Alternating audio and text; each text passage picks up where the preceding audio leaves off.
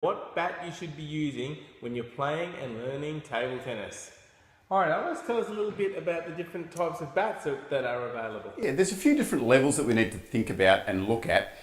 One of our biggest bugbears is that we often see players trying to learn table tennis with things that look like that. So that's a plastic molded bat. It has absolutely no grip on the surface, whereas it's okay just for hitting the ball nice and flat like that, but you're going to find that if you're trying to do any sort of spin, it's just not going to work. Similarly with a bat that has the pimples and no sponge. So we've got the pimple bat with no sponge underneath it, as you can see. Sounds like that. It's just ball hitting wood. Yeah, okay. So you mentioned spin a bit there. Is that the biggest problem with these bats? Yeah, that's the big key. So when you're trying to learn any of your strokes, it's important to have just an element of spin or the ability to put a little bit of top spin or back spin on the ball with your stroke. That actually gives you a little bit better control over the ball as well. Okay, and then as you get better and develop your strokes more, the spin becomes even more important. Yes, that's right. So when we're learning at the base level, we develop our strokes to look like a forehand, a backhand. We give you the basic structure of the stroke. Yep. What we're trying to do there is to give you a structure that you're going to be able to develop and just increase in speed, length, and develop it to a much higher level without having to change the actual stroke too much. So that's why at the base level, you need to be able to have that basic ability to generate a little bit of spin on the ball. Okay, so what we're really saying is if you're using a bat like these, get rid of them. They're gone. Sorry. Okay, good. Now, so if we're not using that type of bat, what is the next step up? Yep. So the next level that I see quite a lot of is the pre-made bat that you find at a lot of sports stores. Yep. And at the start, they are quite okay because at the start they have some grip on the surface. They've got a little bit of sponge underneath the rubber to give you a little bit of spin. The only issue that I have with these is that they wear out really quickly. Okay. So within a couple of weeks or a month, you'll find that, like this one, the surface of the rubber has gone completely dead and the ball just slides across the surface. So again, the same problem here. Once this rubber's dead, you can't get any spin, and then it's not really good at all for learning table tennis. Yep, so once you try to develop any top spin, the ball's going to do that and drop straight off your racket. And we get a lot of questions about people saying, how do I get the grip back? You just don't. So once the rubber is actually dead, it's gone, and it's time to replace it. If you rub your finger across the top of the surface and it's slippery, just give it a clean with some water. If the grip doesn't come back, then I'm afraid it's time to upgrade. Okay, and so we do see a lot of players using this type of bat, which you said is okay to start with, but some people have this bat that's like 5 years old or even 2 years old, and clearly that's no good. Yeah, so again, we get a lot of questions on Ask the Coach saying, well, I'm doing the strokes that you're showing me, but the stroke still isn't working. Yeah. And often when we drill down, we find the reason is that they might have had a reasonable bat, but the rubber's died and they're trying to play their strokes, the ball's slipping off, and so they just can't learn the stroke correctly. Okay, all right, so that's no good either. Yep. What is a good bat that people should start with? Yeah. So the most important part is when you're getting pre-made bat is to look at the quality of the rubber. The wood doesn't really have a lot of effect on the performance. It's probably only about 10 or 20% of the performance of the racket. What you're really looking for is the quality of the rubber on that wood.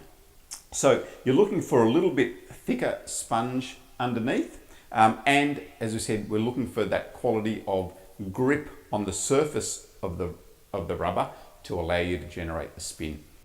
Okay, so the big advantage of this type of bat, which we call a pre-made bat, is that it's got more spin. Yes, it's got the ability to generate some spin, but it still is quite a slow bat. So it's going to allow you enough control to learn your strokes playing the full stroke that we're teaching you. Okay, and it's important to have that control rather than go for a much faster bat because it's something you need to develop your strokes. So often when we see players getting a really fast super duper bat to start off with, they find that the ball's just coming off their racket way too fast, and what they end up doing is being really tentative with their strokes and just poking at the ball and trying to push the ball back onto the table. As soon as they try to do anything more, they find the ball's flying off their racket too fast and they can't control the stroke. Okay. So this is also known, as I mentioned, as a pre-made bat. What does that actually mean? Yep. So a pre-made bat, all that means is that it comes to you already assembled. It has the wood and the rubber already glued onto it. You don't need to do anything. You can just take it out of the packet and start using it. Great. Okay. So how long should you go with a pre-made racket, and when do you upgrade to what we call a custom racket? Yeah. So I would say that this better quality pre-made racket should last you around a year or a little bit more. How do you tell when it's time to move up? Well, that's a little bit harder. As a guide, what I say is that if you're playing your strokes correctly and fully, and also you're moving your racket through quite fast, and you're still getting most of the balls on the table, then perhaps it's time to upgrade. So get something that is going to give you a little bit more performance and a little bit more speed and spin with the strokes that you're playing. Okay, and so on that upgrade path, we're talking about a custom racket. So yes. What is a custom racket and what are its advantages? Okay, so the custom racket, the only real difference is that the quality of the wood and the rubber starts to increase. So we're starting to get a little bit better quality wood and a much better quality of rubber on the surface. You are also paying a bigger price, of course, when you start to go to the custom rackets. Okay, and so with the custom racket, you buy the blade and the rubbers separately? Yes, so you can buy the blade and the rubber separately. So this looks like it's all put together, but yeah, so you've got the wood and the rubber. They don't usually come off that easily. We've just tacked this on for now. So that's what you would have. You'd have the rubber and the wood, and they're quite separate. And so you can basically buy the type of wood that you want, and you can tailor it a little bit slower, a little bit faster, all that sort of thing, different feel. There's a whole lot of options.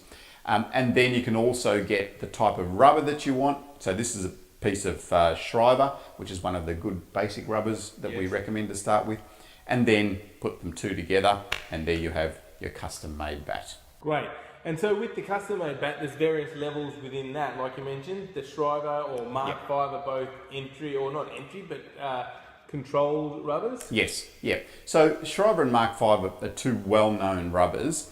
There are a lot out there, but they're just two that are well-known, that give you good spin, but also give you good control. Again, when you're still learning, that's part of the importance of what you're looking for. So you're looking for something that has still some good control that allows you to learn and to develop your strokes. Yes. So as we mentioned, there's hundreds of choices out there. We have the PingSkills Touch with various rubbers that you can get. That's a good custom-made bat. It's an all-round blade, which we like because you've got good control. And then you can customize it by changing your rubbers and getting different speeds depending on your playing style. That's right, yes. So within the custom range, so as we said, there's the Shriver and the Mark 5, which are good base level rubbers. Then you can just move up and start to put different rubbers on. So another rubber is Yasaka Pride, which is a little bit faster than Mark 5, not as fast as something like the Vega Pro that we recommend as the top level. But I think one of the biggest issues that we see, Jeff, is that we often see players trying to switch within levels. Okay. So they might have their custom-made bat, their their pre-made bat to start off with, and then they'll go and buy a different pre-made bat. Okay. Or they might have their base level custom-made bat with Mark V or Schreiber, and then a week later they think, oh no, I want to change, I need something different, I need something new, and they'll get something in the same level but a different rubber. And so what's the issue with that? Why, if they're still good equipment, what's the problem with switching? Yep.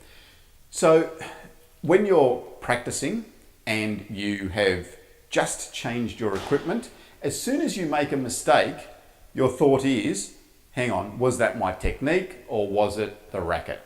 And often we go to, oh, it must have been the racket. So then you haven't got that consistency of learning and consistency of your stroke to develop. There's always that little bit of doubt. That's why we say, once you get a racket within a level, stick with it, play for at least 6 months to a year with that racket, develop your table tennis ability, then you can think about changing. Okay, great. Now it's important to also know about these rubbers that even at this level, they still do wear out. Yes. So even the best rubbers will wear out. We say as a guide, between 80 and 100 hours is going to see your rubber through. So after that, you aren't going to get the performance of the rubber that you really need. So it's time to buy a new rubber. You're going to have to replace your rubbers every so often. Yes. Okay. And so depending on how much you play, if you only play once a week for a couple of hours, it's going to last you the whole year. If you play every day, then you're going to be needing to change rubber more frequently. Okay. So there you go. There's a few levels. If you're starting out in table tennis, start maybe with a good pre-made bat for a year or so. Then you can move on to a custom-made bat. Mm-hmm. Yeah, so there's the pre-made bat. And once you're on the custom-made bat, we'd probably recommend that you start with like a Mark V or a Schreiber, that's something that's not too fast. And then if you still feel like you need some more speed, you can get a faster rubber. So that's your choice. Find a bat that's in your level, stick with it, enjoy your table tennis, and you'll really start to improve.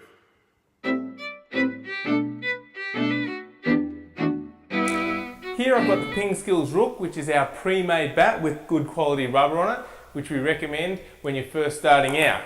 Now the good thing about a good pre-made bat is that with the rubber you can get top spin, which means you can play your forehand counter hit, and then you can develop it into a top spin stroke. So now I'm getting good top spin on my stroke, and I can develop it further and hit more top spin and hit the ball faster. So now I've got the two types of bats that we said you really shouldn't be using to learn table tennis, and I'm going to show you why. Just previously you saw that I was able to play my counter hit and then get some good top spin on the ball. But because there's no grip on these, especially this plastic one, it's very difficult to even hit a good stroke. Here, it just falls straight off. So it's really hard, and I definitely can't play any top spin. This pimple bat's a little bit better. I've got a little bit more control, so I can probably develop a counter hit, but there's no spin on the ball at all. So if I try and extend the shot into a top spin, it just falls straight off. I get no spin, and it goes straight into the ground. You just can't learn table tennis with this type of bat. And here's the bat that I use. It's the PingSkills Touch with good quality rubber on it. Now the best thing for me about using this is that for the same sort of stroke, I get more speed on the ball.